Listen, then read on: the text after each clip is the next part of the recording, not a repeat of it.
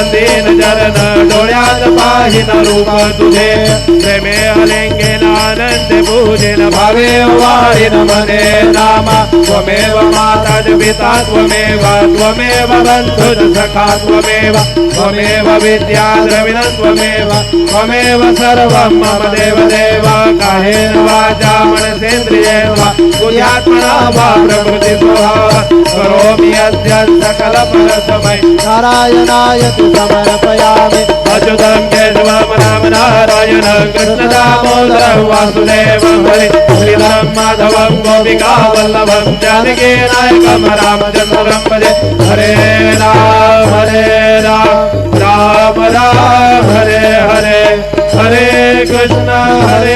Krishna Krishna Hare Hare Shri Gurudeva Dutt Ananta